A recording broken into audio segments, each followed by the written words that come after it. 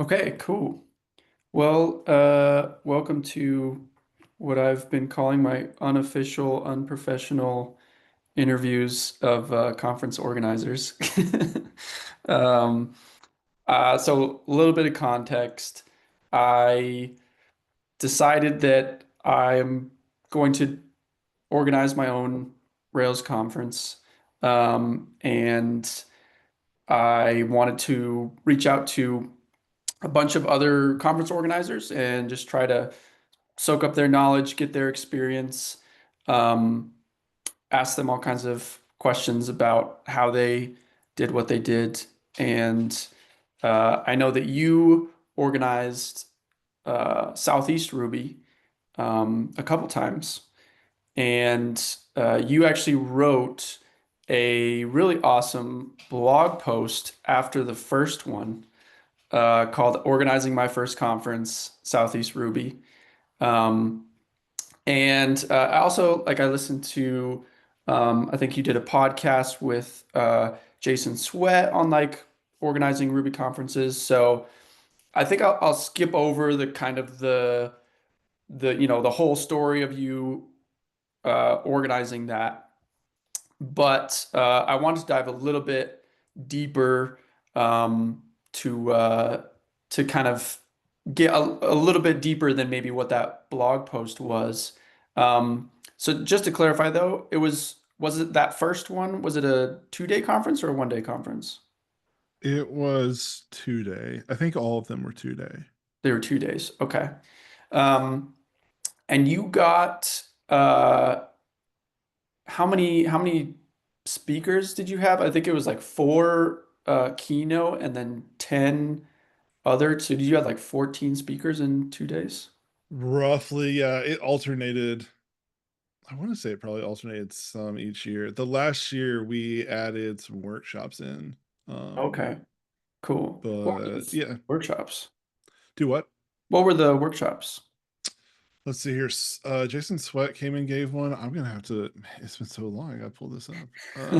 2019. If it will load. Oh, connection not private. Don't care.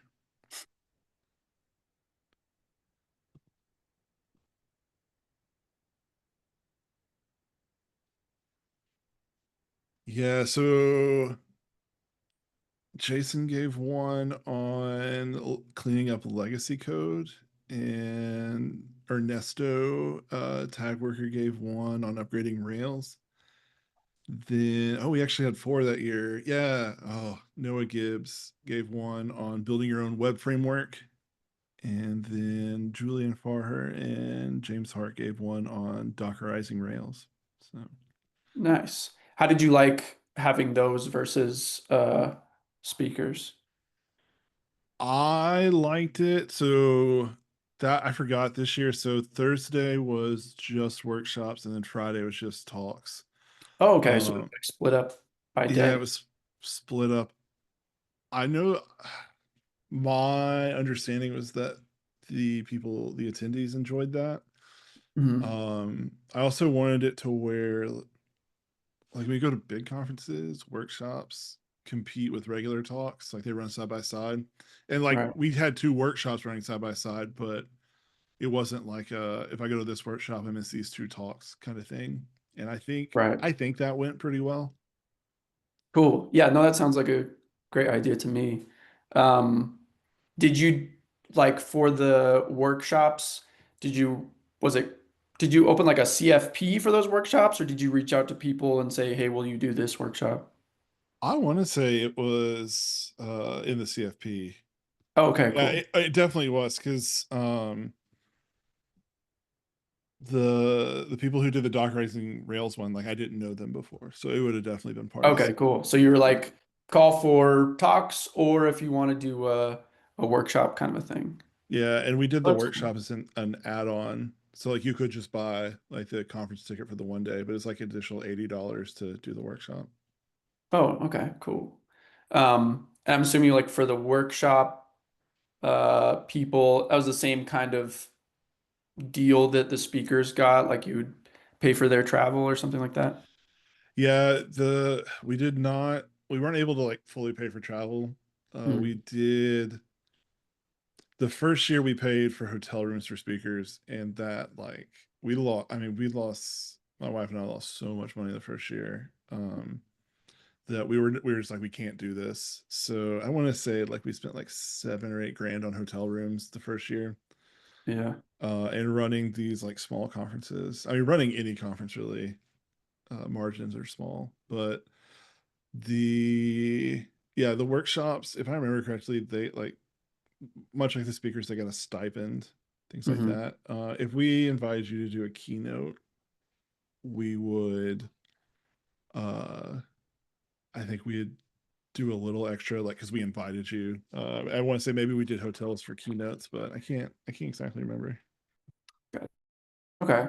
Um, so when you for the first one specifically, so I have more interest in that sometimes because I like to hear about how people were thinking when they didn't know anything, and then maybe their reflections on that and how they would have Yeah, changed stuff. But on that first one, when you reached out to your keynote speakers, do you remember if you already had connections with those people, or were you reaching out cold to get keynote speakers? I was mostly reaching out cold.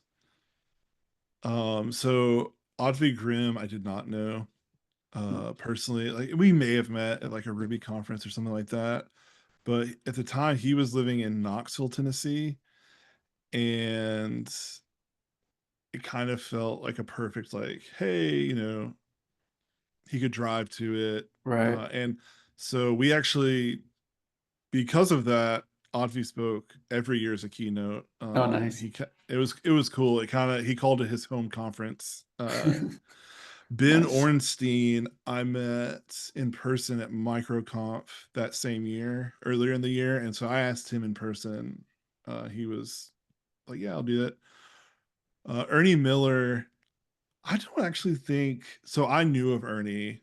I'd seen him talk. I loved Ernie, but I don't think we knew each other personally yet.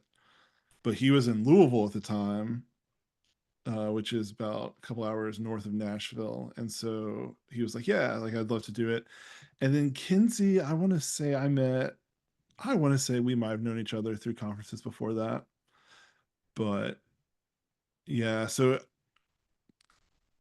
if I did know anyone, it couldn't have been Just like in any more passing. surface level. Yeah, Right. like Yeah. so. But everybody I asked was super receptive. Awesome. That's cool. That's cool to hear. Um, what was the timeline on that first one? In the blog post it says you had your paternity leave idea, your sleep deprived crazy idea Yeah, man. in December 2016, and then when was that actual first conference? That conference was in October of that year.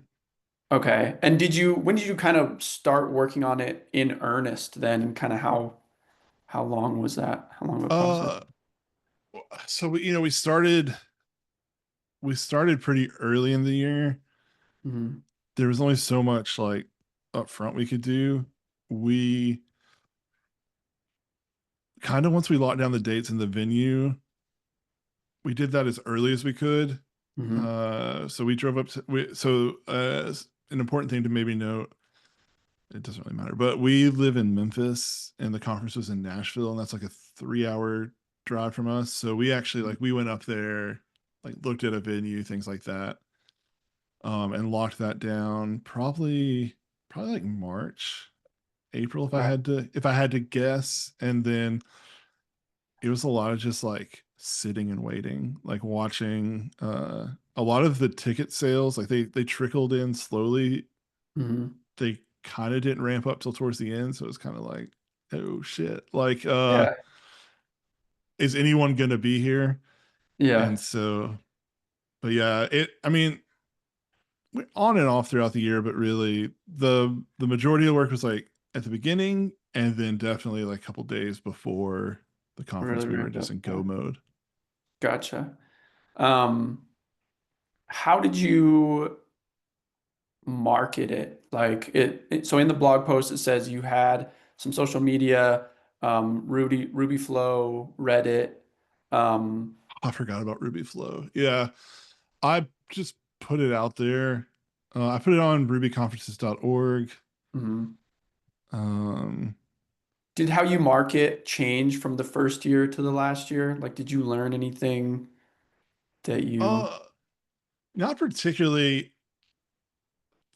I didn't particularly change anything, but having the first year under our books had like established the conference as legitimate. Yeah, Like people had actually come to this thing, like had taken pictures, like tweeted about it. So right,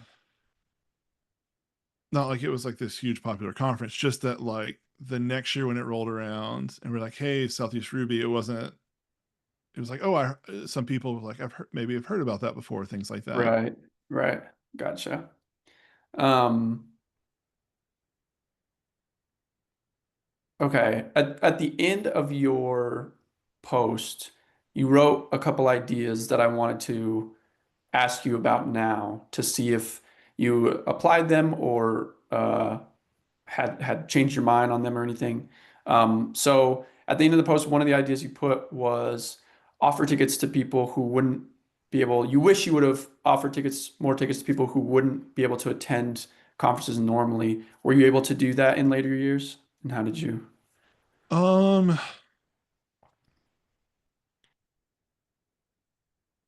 I'm trying to think. We were able to work with people with like discounts and stuff. Hmm. If they'd write in, we gave away some sponsorship. Oh, one thing we actually did was like bake in sponsorships, like if you want to donate, giving away a ticket, things like that. Right. So we did that in later years, and I was glad we did that.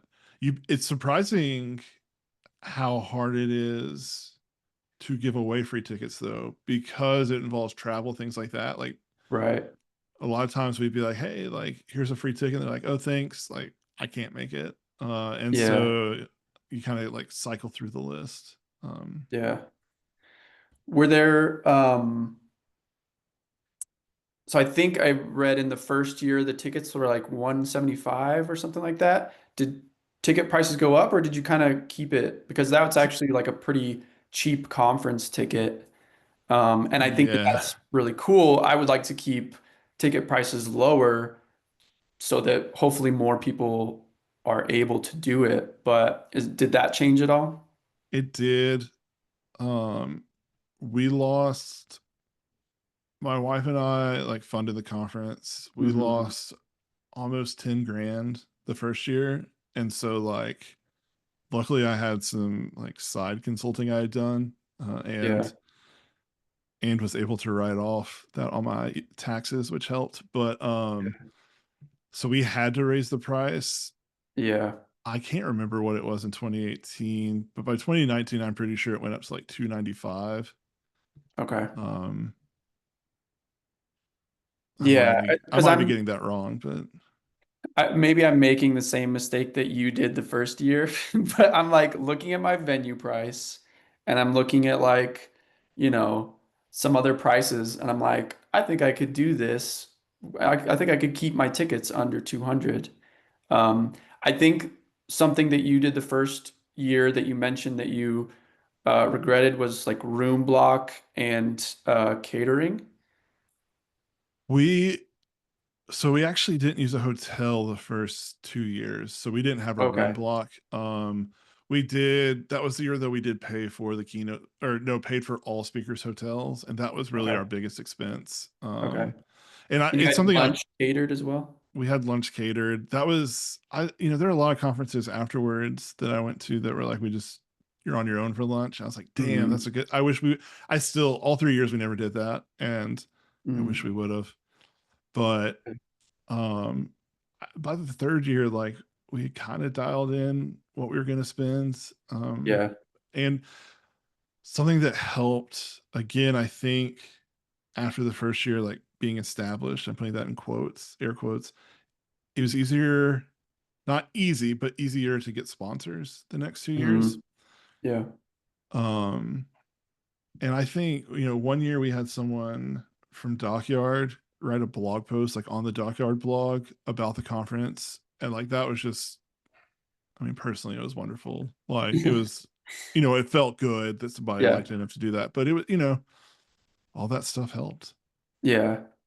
How did you get sponsors that first year? Was that another just like reaching out cold and you got lucky, or did you have some connections that helped there?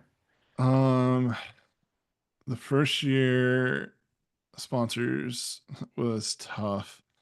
So I'm looking at the list of sponsors. Honey Badger, they sponsored uh I want to say they may have sponsored the one of the after parties. Like we did an open bar. Nice. Okay. And we did that like at the venue, hired, bartenders, things like that. Ramsey Solutions, so that's like Dave Ramsey, the money guy. Mhm. His company's like his whole operations in Nashville, and they used to do a lot of Ruby. I don't know if they do anymore, but Really? I didn't know yeah, that. yeah, they were like a big Funny. rail shop. They, I want to say they sponsored financially as well. But they also, what was really cool about working with them is they were like, hey, we're sending our employees, a handful of them, but also like we're sending them to help. So like if you need Nice. help setting up like uh so many wonderful like individuals too. Like there's a guy named John Sloan. Like we became friends. We stayed in touch for a while. He was there all 3 years. Just great. But those were in Clear Function. They're a local company here in Memphis. They sponsored, but like those were the three, but they were all, if I remember, kind of like, I don't I don't use the term like lower level. It Hmm. just wasn't like high monetary sponsorships, right? They Right, were right. super helpful, but They weren't like huge companies donating thousands right. of They dollars. weren't like, oh, here's a $10,000 sponsorship, right? Right, right. Um, and I again, so like the other three, IceLab, Ombu Labs, and Prompt. So IceLab and Ombu Labs, they were sponsors because they paid for travel for their speakers. Gotcha. And so I was like, Hmm. hey, if you'll do that, I'll list you as a sponsor. And then Prompt was, it actually merged with open sourcing mental illness. It's just like kind of awareness nonprofit for mental health with Hmm. developers. And I actually had a personal connection. There's a developer here in Memphis who helps like manage it. So I'm kind of telling you all the sponsors just to kind of give you an idea of like, Yeah, just because they were listed as a sponsor that for sure didn't mean, it wasn't necessarily directly financial or even like, why did you lose so much money? It was, right. this was very helpful. And we just like mismanaged the whole thing. Cause we didn't know what we were doing. So, Yeah, yeah. Gotcha. So and one of the, oh, go ahead. shout out to Honey Badger for sponsoring that after party because also I had no idea how much like alcohol to buy, and I ended Hmm. up bringing boxes of it home, and like friends would come over. I'd be like, "Are you sure you don't want like You want to take a box? you don't want a whole handle of gin? Like what is like you don't want to take this home?" So Yeah. Uh, yeah. Well, so another thought that you put down at the end of that very first blog post was make sponsorship more affordable and appealing. Did you that's make why any we didn't have changes? sponsors. Yeah. Okay. So when you said at the beginning of this call, you wrote a blog post. I hadn't even thought about that blog post in like 4 years. So yeah, that is actually why we didn't have sponsors the first year or two, is we did it too high. And so like I want to say Ramsey became a sponsor because they're like, we're gonna buy X number of tickets in exchange for our logo kind of thing. Uh-huh. Um and then so Clear Function might have been our only like sponsor. Like Honey Badger was for the after party. So the Hmm. next year's we released like a prospectus for sponsorship. And the next year, actually, Ernie Miller, who's the keynote speaker the first year, was like, "I love this. I want to help you." So he actually became like a co-organizer with us, Hmm. and he handled all the sponsorships that year too. So like we put the prospectus Nice. together. I might even be able to find it, but we had more. that, we add the like, do you want to buy a ticket for someone in the community? Do you, Right. do you just want your logo on the website? Do you want a shout out? Things like that. Right. And so the next year we had much more in terms of sponsorship. Hmm. Um, so Shipped was a sponsor. They're shop in Alabama now, and then like we had a couple bronze sponsors. We had one company do the scholarship, so like we actually kind of split it up Hmm. um, into like real tiers, and that went a lot better. And to the point, by the last year, we didn't have as many sponsors, but like Listen 360, Bold Penguin, the Easy, these companies, they sponsored like pretty high financially. And Honey Hmm. Badger actually sponsored, did they do all 3 years? I know for sure Honey Badger the last year. This is my favorite thing about Honey Badger sponsorships. Any conference you go to where they sponsor, it's not like uh, a traditional sponsorship. So they actually were like, hey, find something unique to do. So we got an ice cream truck to come to the conference. And like we all went outside, had ice cream. Like, Nice. yeah, Honey Badger, I'd be remiss if I didn't like Give just them a sit here and huge talk. shout out. Yeah, Yeah. because it's not like they sponsor, I was on a podcast called Remote Ruby. It still goes, but I was, they were our first and really only sponsor. And they're still, as far as I know, they're still sponsoring the podcast. They're just really good for the community. But Yeah. I digress. Yeah, you see them everywhere on sponsorship stuff. They give back a lot. Yeah. Um, okay, another thought that you put down at the end of that was incorporate families more. What did you mean by that? And were you able to do anything around that in later years? Not really. We did the conference on Thursday, Friday, Mm-hmm. I think every year. And the idea was that, spend the weekend in Nashville, if Hmm. you want to. So there was always kind of the hope that that would happen. And, could we provide childcare, things like that? But we were just so small. Like, Yeah. I saw RubyConf do that. And I thought, oh, that's cool. I want to do that. But there's no way in hell I could afford to do that. Well, and like, Yeah.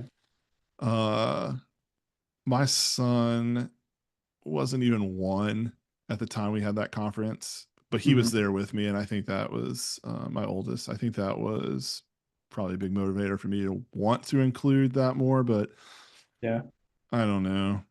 There's also something beautiful about having some time away. So I don't, True, yeah. Yeah. Yeah, I'm thinking of doing my conference in the summer. Um, so I'm trying to think about like, okay, kids are out of school. If people want to make it a trip to exotic Albuquerque, New Mexico, how can I kind of do a little bit more to make that easier? But yeah. yeah, it's No, I get that. It's, yeah, it's a tough balance. mm, yeah, yeah. Okay, on that same blog post, the very last thought you put was have co-organizers or more volunteers. Obviously, you just mentioned that the very next year you had a co-organizer. How did you guys kind of split up uh, responsibilities? Good question. So so Ernie did join us, and I took a lot of credit for Southeast Ruby, but it wasn't, like it wasn't, I deserved probably none of it other than like I was like, oh, I want to do this. Because really my wife was like a co-organizer. Um, I think uh she had just become a stay-at-home mom. And so like, that freed her up a little bit to kind of help with it. And so, the first year it was us at Costco, the day Mhm. before, just like spending $1,000 on things. So we learned how to delegate a little bit more of that stuff. We also started offering volunteer tickets explicitly for free in exchange, Yeah. for showing up early, helping, being available. I think we did that.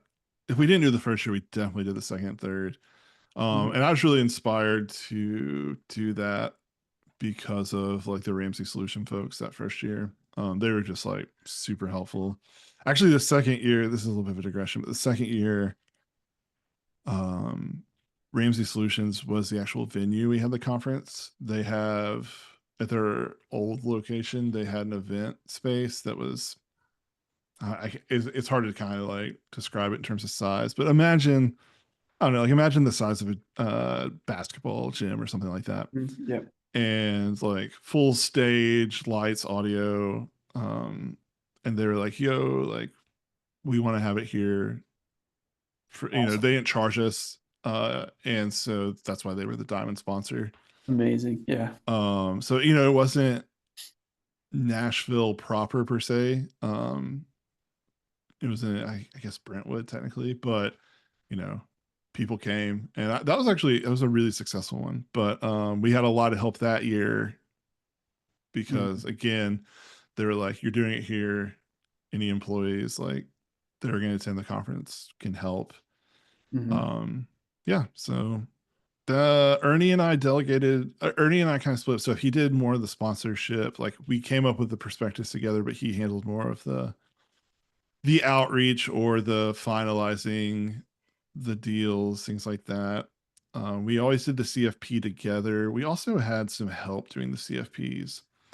I know Jacob Harrington helped us one year. He's a buddy of mine in Arkansas. We had some just miscellaneous people help us with that because we didn't necessarily want it to just be like just me and Ernie doing it. We wanted to do More something, input.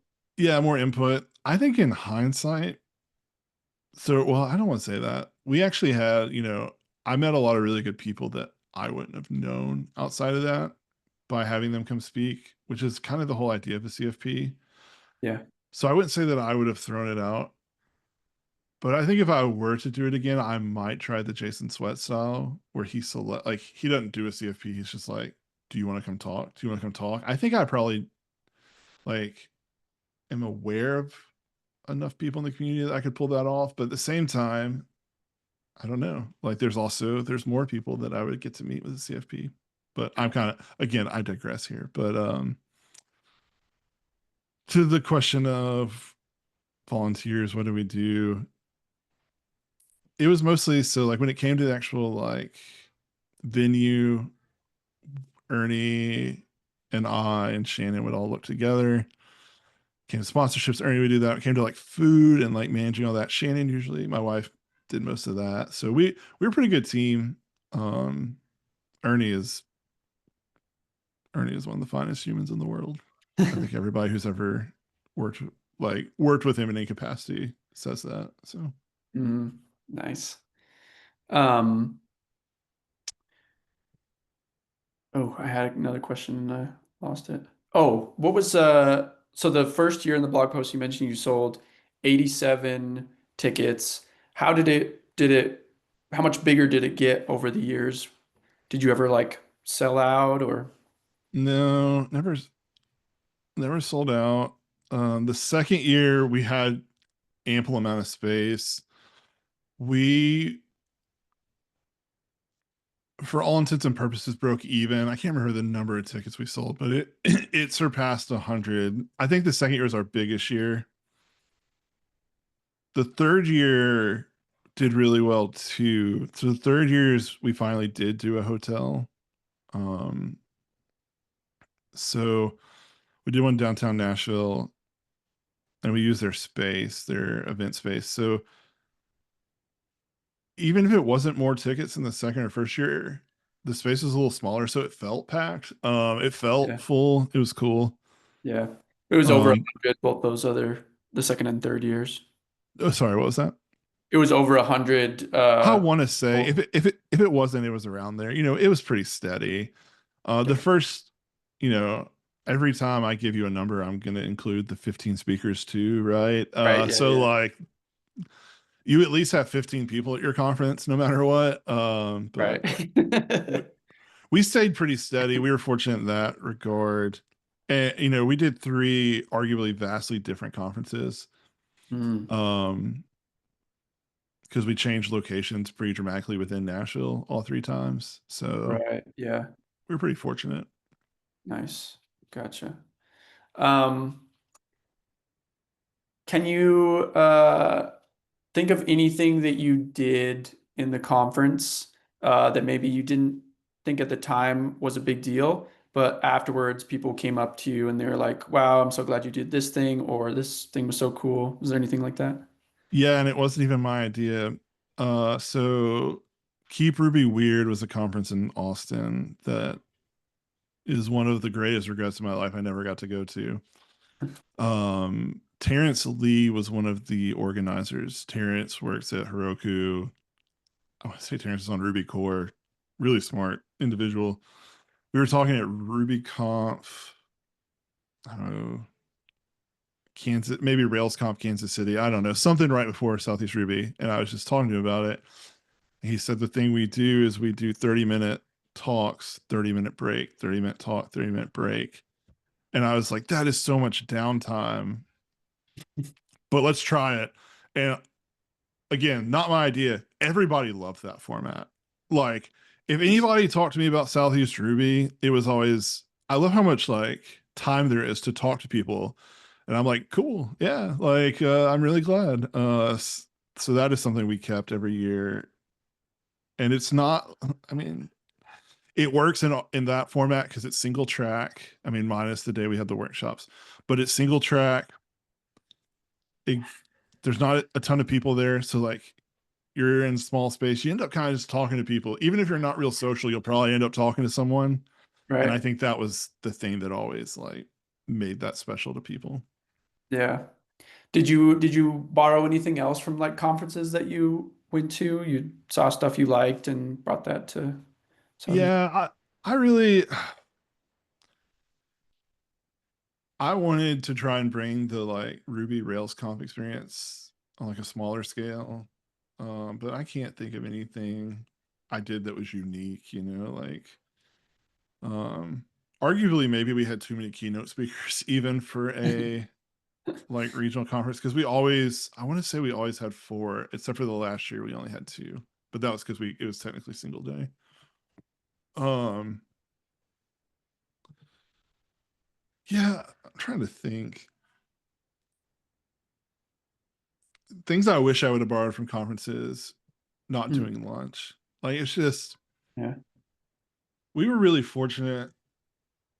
We we had a few people with like dietary restrictions we had to watch out for, and they were actually always super grateful. Hmm. Like it was easy to just, be like it was easy to set up. People were always grateful for that. But I wish I would have just been like, yo, I want to say like Ruby on Ales, which used to happen I want to say in Oregon. Hmm. I think it was that conference or some conference that predated me. I was told would be like, yo, here's $20-$30 voucher, like go eat lunch somewhere. Oh, And nice. if it wasn't Ruby on Ales, it was another one. Maybe it was like uh Rocky Mountain. But I was like, oh, that's a cool idea. Like, it's just baked Yeah. into the price. Cause like you're gonna spend that. On catering anyway. Yeah, and So, it's the first 2 years because we weren't at a hotel, we were working with restaurants directly and they'd have to come deliver it. And yeah. actually the third year, even though we were at a hotel, we still catered food. Like we had a minimum for food included, so we did like coffee and candy and stuff. But Mhm. effectively you end up paying $20 a head for the shittiest box lunch ever. So it's like, Mhm. why not give you $20-$30? You can go, you know, even in downtown Nashville, you could eat lunch pretty Yeah. well, on 20-30 bucks. Or, or just like other conferences, just don't give them any money and say, Yeah. like, there's 2 hours, like, it's enough time. Wish I would have done that. I think it might have been more enjoyable, maybe for the attendees as well. Um, I really liked having a conference sanctioned event outside of the conference. So the first year that was the bar at the venue.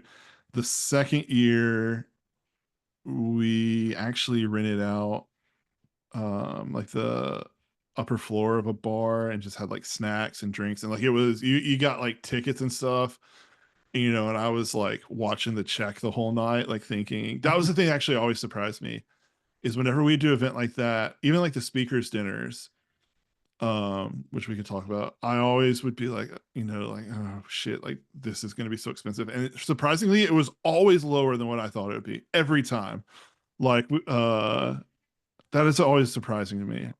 But in the third year, what event did we do? I don't remember, but that was something that I really liked doing. I don't know if we got that from another conference or what, but having some kind of like optional conference sponsored social gathering was always a success, Nice. Yeah. at least my perception of it. Yeah. Tell me about the speakers dinner. Speakers dinner was one of those things. It's like, hey, I can't pay for your travel, um, but I at least buy you a meal. Yeah. And that was always cool selfishly because um, it was a chance for me to like hang out with, you know, with the keynote speakers who, you know, if I, the keynote speakers, you know, I invited them. So like, obviously like I kind of hold them in kind of like a high regard already, but then Uh, also like, that's how I got to know Jason Sweat. Like, you know, mm, the year he spoke, like we had speaker dinner, hung out. I got to spend time with Noah Gibbs. It just, you know, it was a cool chance for them to meet, but it was also just a really cool chance for me to get to spend some time with them. yeah. And every year we did, you know, and again, the first year I was like, hey, we'll cover food, but not alcohol. But it was the bill was so cheap. I was like, what? So like, you know, by the second, third year, it's like, dude, get whatever you want. Um, yeah, and like I think by the last year we had gone to like not like the fanciest one in the world, but like we were at a steakhouse like Mm, uh that was like at the top of a building in Nashville. Like it was super cool. So cool.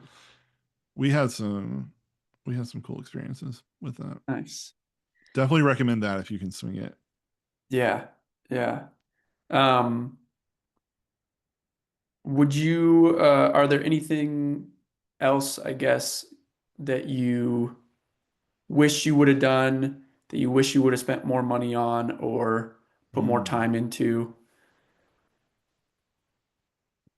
It might be impossible, but I wish I would have attended the conference more. Okay. I was able to the first year, but by the second, third year, it was just there were too many moving parts. Yeah. Um, I every year, all 3 years, I tried to record the talks on video, Mhm. and I regret even trying because what it did was I still have hard drives of these videos, but I never had the time to.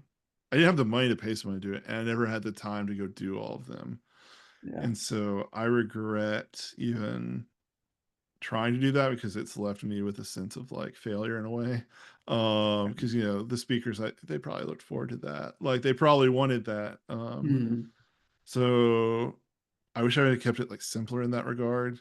Um, Not trying to do everything. I There's something else that came to my mind. I wish I would attend the conference more. I wish I would have recorded video. Oh, there was one other one. I wish I would have tried harder with sponsors the first year. Sponsors Mhm. really, in my experience, sponsors have always been super chill. Like, as long as you do what you say you will, like, you know, in exchange for Relatively them. easy to work with. Yeah, like they typically want you to succeed as well. Like, you know, Mhm. they're not, it benefits both of you. And it really helps. I'll tell you something that we did I really liked. I don't know if I would do it again. I really liked being in a hotel the last year, Mm. but typically with hotels, you have to do a room block. So you Mm-hmm. have to, have to be like, well, we'll rent these 30 rooms. And, if only 20 people do, then we'll pay, you're on the hook for the last 10. Right. That was stressful. But we filled our block at least. So yeah, it was tricky, right? Like we filled it. It's always a risk. Yeah, like it worked out. I don't know that I want to like experience that again. Yeah. Um, Why did you like the experience of being in a hotel? Was it just because it was easier to keep everybody in the same place or? yeah, and not everybody stayed there, Like I mean, we had locals, but we also, it was not the cheapest place, Yeah. I had friends still like doing Airbnbs and stuff, Yeah. but um it was nice because there's a lot more opportunity. Like you walk downstairs and people are in the restaurant or at the bar, and like it just created a lot more opportunity outside of the conference to see people. And I enjoyed that. I also liked um I when I go to conferences, I always try and get the like if I go to I'm going to RailsConf in a couple of weeks, and there's the hotel they have, and I always try and get the one they like recommend. Like same thing with Rails World, Yeah. because like that's where the speakers are, that's where people are hanging out. Mm-hmm. And if the conference does it there too, there's something nice as an attendee of being like, oh, it's like 2 o'clock and I can't do it right now. Just being able to go up to your room, Yeah. like, oh, it's a nice thing to Yeah. It's very have. convenient. Yeah. Do you have a favorite conference? Like I've ever been to. Yeah. That's tricky. Sin City's up there. Um, I have just like a weird fascination with Vegas. I'm not even a big gambler, but like I have like a shelf in my office like with Vegas stuff on it. I actually the year before Sweat decided to do Sin City, I'd started looking at doing a Ruby conference in Vegas. I just never pulled the trigger on it, and I'm glad because Sweat did all the work for me, and I got to Yeah. benefit. But Sin City's up there probably is one of my favorites. Mhm. The Not just because it was Vegas, but it had all the like how do I describe it? It had all the pieces to like kind of make it special. Mhm. Um you can go do whatever you want pretty much, right? Like Vegas never shuts down. Yeah. Um one of my favorite memories is a group of people, not this past year, but in 2023, I guess was the last time, or 2022, whichever one. Like a bunch of us ended up in Old Town, in downtown Vegas in Fremont Street the last night, and like they're teaching like one guy's teaching everyone how to play craps, and everyone's just having a blast. Like, uh, everybody's that's the conference was fun. Sweat always had good technical speakers. Mhm. Um, it was so laid back. Yeah, that one was always special to me. The first Rails Conf I went to in 2015, it wasn't like special, but it's special to me because like I met Aaron Patterson, I met DHH, and like not that they like remember me, like right, but like it was special to me because these are people like I've read so much of their stuff. I've watched so many Yeah. of Yeah. their talks and stuff. Like I met Aaron Patterson and he was like, here's a sticker of my cat. And I was like, that's so smart. Like that gives him like a thing to like connect with someone without having to like necessarily carry a conversation. I thought it was genius. Yeah. Um, that one's special to me because of that. It actually made me, it's the first time I got to see the Ruby community like in person. Mhm. And it was just, I don't know, it was kind of special to me. And that and RailsConf, I don't know, Ruby Central as a whole, I know like things got weird with RailsConf and Rails World, stuff like that. But like Ruby Central as a whole, um, especially like Evan and Abby Phoenix, Marty Hot, like all of them who were on Ruby Central that time.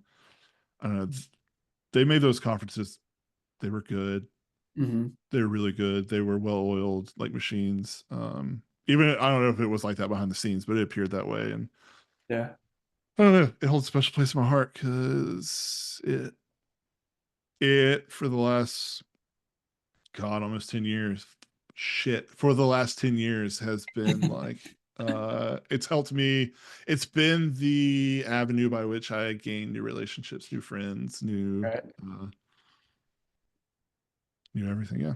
So Awesome. yeah. And Rails World's fun. I don't know. I don't think I've been to a conference, a Ruby conference I don't like, is maybe the best way to describe it. Yeah.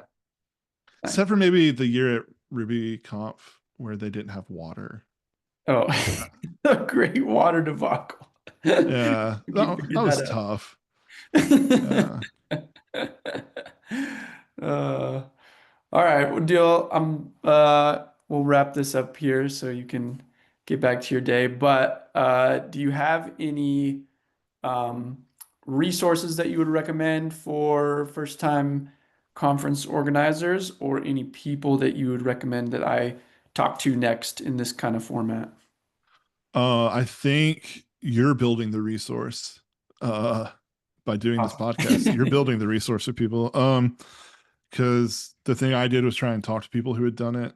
Mhm. When Jeremy Smith started, I think I talked to him about some of this stuff. Yeah. And I think you talked to Jeremy recently on this. Yep. Yeah. Uh, I would, Jeremy, I love Jeremy Smith, and He's awesome. he came to Southeast Ruby. I think the first year he was like, "Hey, is there a place to like park a camper van?" Like it was awesome. And but like we didn't really become friends. I get it's like a moment. I know I'm diverging here, but it was like a moment for me. It's actually Sin City Ruby. I want to say the first year we had breakfast, and it was like me. I can't remember who else there, but Jeremy was there. It was just four of us, and we just started talking. Jeremy is such a good dude. Anyway, Yeah. um, you're talking to people. Uh, if you haven't already, reach out to Jason Sweat, because you Yep. know Yeah. I know his experience. I don't want to speak for him, but I know his experience this year with the Tropicana, where he did the first two Sin Cities. With it being Mhm. gone, uh, Really. changed his experience. Yeah. Having to Yeah. do it at the MGM Yeah. because like it's a much bigger entity with much higher expectations. Where like the Tropicana, I mean, just walking in there, you're like, oh, this place doesn't give a shit about anything, and Yeah. that's also what made that place so special. Right. Uh, Yeah. but yeah, no, I think definitely talk to Jason Sweat. hmm Um, if you can, if you could find any of the people who used to do Keep Ruby Weird, like Terrence Lee, Richard Schneeman, hmm Caleb, I can't remember Caleb's last name right now, but um, there's also, I don't know, maybe he helps with Keep Ruby Weird, but Nicholas Means, he's a conference speaker for sure. Like he's got a lot of conference experience. Even if he's never organized one, Yeah. you might try and find Nicholas and tell him that I recommended him because he is just a plethora of knowledge and one of my favorite human beings in the world. So Awesome. Yeah. Yeah. I plan to after I interview a bunch of organizers, I also want to interview speakers about their experiences and just like people who have been to a bunch of conferences and yeah, just get all kinds of perspectives. But yeah. You talked to Marty Haught, right? That was your first one. yep. Yeah. Evan Phoenix also might be a good one. Or if you could talk to, I don't know if she'd want to. Evan's wife Abby was one of the like core people who made the Ruby and Rails comps happen for a while. Nice. I don't know if she would be interested in going on podcast, but she was like, Yeah. I worked with her like a couple of times, and like they're just yeah, they're great people. So Awesome. sorry, that's probably more than you wanted, but No, no, uh, that's good. That's good. Gives me a lot of homework. All right. Well, hey, when's your conference? so it's right now, I'm thinking I'm gonna call it Blast Off Rails. Uh, Okay, just because I don't know. I want to do a conference, but I want to get different. Like I want to do, talks or workshops, but I'm also thinking I want to do just like, um, I don't know, event type stuff. Like one of my ideas is, I need to find somebody that'll be willing to do this, but have you seen the show Hot Ones? Yeah, I know what you're talking about. Yeah, So I I haven't want to watched it, do but like a Hot Ones interview with like, a Rails community, famous person and like get them up because it's New Mexico, right? We have chili right. and stuff. Bring them and they can like try chili and we can ask them questions and it'll be entertaining. Like I kind of want to do like entertainment type stuff at the conference too. So I'm Yeah. calling it Blast Off Rails and I'm gonna try and do it in June of next year. So giving myself a year. Uh, and I'm glad I did because everything is taking longer than I thought it would. So, yeah. Listen, I'll tell you this. I know we're out of time, but one thing I want to mention to that point is I almost brought back Southeast Ruby 2 years ago, Uh-huh. but I said if I was going to do it, I was going to do it in Memphis because I live here. Hmm. And I was going to just like be like, yo, we have like 6 speakers and we're just going to like hang out. Like it's Yeah. basically going to be an excuse to just invite all of my Ruby friends and anyone who wants to come hang out. Like, Yeah. just I think I don't know, there's something special there. I Yeah. like that idea. I like your idea. Like, that's Yeah. cool. Yeah. Is there Because a reason? conferences, they are Okay. about the talks, but they're about the hallway track too and the experience. And I kind of want to like elevate the stuff outside of the talks. Um, just to see what I can do and see what we can create there. But Yeah. Is there a reason you're going with like more specific like Rails than Ruby? yeah, I'm so one of the after my interview with Marty Hott, he recommended a book about like I think it's called The Art of Gathering, which is like about like creating the, gatherings, aka Sure. conferences. And one of the things in there was to like narrowing your purpose can be beneficial because it can make people want to participate more rather than saying like we're a Ruby conference for anybody who loves Ruby, just come. Right. That can work for something like Ruby Central because they have this institute, people know them. But for Right. myself, I feel like if I did something really general, it might not give people enough reason to come. So if I went narrow and I kind of want to go even narrower than Rails, but I just haven't committed to anything yet. But like if I did Rails, um, like builders conference where it's just like all the talks are themed around like what people have built with Rails and all the activities are like building stuff with Rails. Like I feel like if I went narrower, I might be able to get people to want to come a little bit more. That's Yeah. the No. theory at this point, but yeah. No, I was actually just curious. I have no hard stance either way. I was just curious Mhm. because most of the time when we do these regional things, they are like Ruby. But Right, a yeah. lot of the talks end up being, not all of them, but a lot of them end up just being, well, in Rails and Rails and Rails. So Yeah. like, Well, somebody I really want to talk to is Andrew, I can't remember his last name. He did Rails SAS. oh, Andrew Culver. Yeah. Andrew I Culver. spoke at that one. Yeah. Yeah, because that was kind of like what I want to do. Like he had it was a very narrow niche. Like it's Rails and it's SAS. And I've heard so many good things about his that conference as well that I really Yeah. That conference was also special and for like different reasons. It was really cool. yeah, yeah. Cool. Well, I'll stop interrogating you. I Yeah, just wanted to no worries. learn more. So No worries. Always good talking with you, Jason. I yeah, appreciate likewise. your time. And are you going to be at RailsConf this year, the last I'll one? be at RailsConf, and as of right now, I'll be at Rails World. So Nice. all the Rails Yeah. things I can go to. I didn't get a Rails World ticket, but I will see you at RailsConf. I'm All looking right, forward. I'll see you in a few weeks then. Yeah, yep. Alrighty. Take care, man. I'll talk All to you right, later. appreciate it. Bye.